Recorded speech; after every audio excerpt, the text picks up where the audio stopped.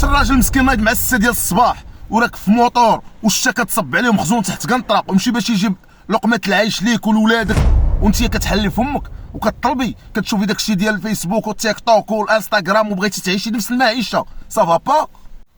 وفي البدايات راك كنتي تقولي لي باغي نعيش معاك غير في السطح، نعيش معاك غير في القصدير ونعيش معاك في بيت وتا حنا الرجاله الله يهدينا كيمشي يضرب السرويه الحمد لله به وقولي الحمد لله وبوسي ليه على راسو وقولي لي الله يخليك ليا تكونيش والله العظيم عرفتي داك انت تدلع بزاف كتصر عليك هادشي اللي كاين.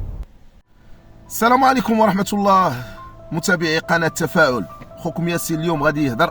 اسمحوا لي انا كندير هذا الفيديو من داخل السياره، وقلت ندير هذا الفيديو على دوك النساء اللواتي سمحوهن الله ياك الله يسمح لهم كي بروفوكيو الرجاله ديالهم وكتصحاب الراجل روبيني ديال الفلوس اولا كتصحاب راجلها هو داك الحيط اللي ما تيريبش. راه مجموعه ديال الرجال تيضربوا تماره وعندهم ظروف شخصيه ديالهم وعندهم مشاكل ديالهم الشخصيه ما تيقدروش يعاودوها للزوجات ديالهم وتيصبروا وتيهزوا الهم. كنعرف انا صديق عنده مجموعه ديال الالتزامات ومجموعه ديال الكريديات ومجموعه وفي دارو ما كيبينش، وهذا الشيء كامل كلشي تيديروا على قبل الاسره ديالو، والزوجه ما كتقبلش انه يقول لها راه ما عنديش واحد النهار ولا راه ما نقدرش نوفر واحد الحاجه واحد النهار اولا واحد النهار غيكون في واحد المود اللي ماشي هو هذاك طالع عليه الزعف ما باغيش يهضر ما باغيش يدوي. للاسف مجموعه ديال الاخوات ما تيحسوش بهذا الامر هذا وما كيراعيوش بين قوسين الازواج ديالهم الظروف والضغط اللي تيعانيو منه. ف ملي كتبغي تزوجي في الاول كتكون عندك واحد القابليه للعيش في اي ظرف، قابليه للمسانده، الدعم، تشجيع هذا الزوج تعيشي معاه كما قلت في بيت براكه ما عرفت فين تغامري معاه. وملي كتزوجي اختي كتطولي شويه معاه في العشره، اما الا درتي الاولاد خلاص كتولي كتصحاب المراه انها راه غادا تشد هذاك الراجل غادا تدوميني وغيولي ديالها ويفرض عليها داك الشيء اللي بغا. لا الامور كتمشي بالوسطيه والاعتدال وقراي ليه الهم. راه عده مرات كيكون الزوج ناعس حداك وما تيهضرش معاك وانت تصحابي كيفكر في شي وحده وهو والله حتى تيفكرها كيفاش غادي غدا يدوز داك النهار مع واحد الشاف ديالو عنده معاه المشاكل، كيفاش غادي يوصل للخدمه والموتور خاسر ليه، الطوموبيله ما مخلصش لها لاسيرونس ما غيديهاش، مشاكل الدراري خصهم يقراو، انت خصك تيولي تيعاني تيحس بالمسؤوليه. الراجل ديما مسكين كيحس بالمسؤوليه كيعطي ظهرو والله ما تيهضر. وهذا الشيء ماشي غير في الوسط ديال الناس الطبقه الكادحه، راه حتى الناس اللي عندهم الفلوس، حتى الناس اللي عندهم فلوس كيعانيو هذه المعاناه، لانك دما كتزيد مستوى العيش كيرتفع، المطالب كتكثر والراجل مسكين دائما كيبقى داك الصبار اللي كياكل العصا في صمت. فراعيو شويه النساء، راعيو رجالتكم الله يهديكم، مادام خديتيه وقبلتيه وكتبغيه ودار معاك الاولاد فرخفي على هذا الراجل، عطيه القيمه والتقدير ودعميه وتصنطي ليه. ما تبقاش عندكم داك لاغ ديكوت، ما كتبقاوش تصنطوا العيالات، كتوليو كتطغاو بعض المرات وهذا خايب.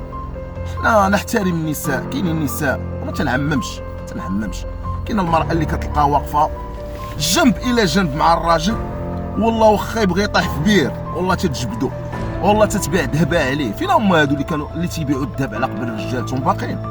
باقي شي وحده تقدر تبيع الذهب ديالها على قبل راجلها باش تساندو.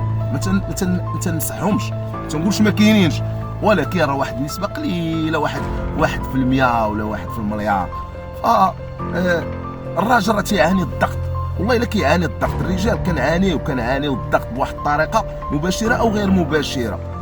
فإلا شتي راجلك ساهي وعقله سارح وتيخمم وتيفكر، خلي ديك المسافه الامان بينك وبينه وما تزيديش انت بشي حوايج وما تضغطيش وما توركيش عليه، وراه تيفكر كيفاش يزيد ديك الاسره ولا يزيد ديك العلاقه معاك. راه ما عمر الراجل اولا غنقولها بالدارجه ما عمر المش كيهرب من دار العرس الا لقى داك الشيء اللي باغي ولقى اللي كيتصنت ليه، راه كيعيش معاك وعلى قبلك تيدير داك الشيء. فهاد الميساج درتو لان كما قلت لكم جاتني واحد المكالمه، وديك المكالمه اثارتني وخلاتني انني ندير هاد الحلقه هادي، ومع التشكرات لكاع بنات الناس اللي كيدعموا الرجال ديالهم وكيحترموهم بالدرجه الاولى وما كتضغطش على الزوج بالشكل ديالها هي وبالظروف الاجتماعيه ولا الاقتصاديه اللي كيدوز منها. راه تيدير شي حاجه غير على قبلك وعلى قبل وليداتك وحيت كيبغيك وباغي يعيش معاك. فهذه رساله لكاع دوك النساء اللي تيسحب لها الراجل، راه روبيني كما قلت، جيب الفلوس ديالك فعلت كذا. لا، الراجل تا هو راه شخص، تا هو راه عنده ظروف كيدوز منها. وفي نفس الوقت هذا ميساج حتى الرجال، كونوا نيشان مع عيالاتكم، تعاملوا معهم بما يرضي الله. والله يسامح بعض الازواج، انا تنقول ما تنعممش، الله يسامح حتى بعض الرجال تيكونوا مقصرين لواحد الدرجه كبيره داخل الاسر ديالهم، وهذا الشيء اللي تيخلي المراه تتنفر وكتطلع لها الدم وكذا. يعني خصو يكون مسؤول وريسبونسابل على الاسره ديالو. فكل التقدير للرجال، كل الاحترام للرجال.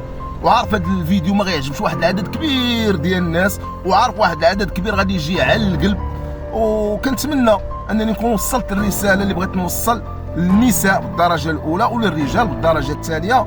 والله يجعل المحبه دائمه والقلوب صافيه.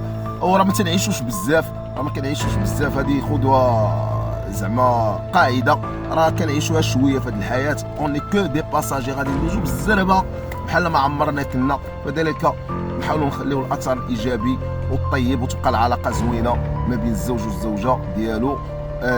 اخوكم ياسين كيحبكم، وهذا فيديو على الخفيف. ما تنساوش كومونتير ولا تفاعلوا مع الفيديو، عطيونا نتوما الاراء ديالكم. وشكرا لاي واحد تيدعمنا وكيشجعنا وتيتبع هذا المحتوى.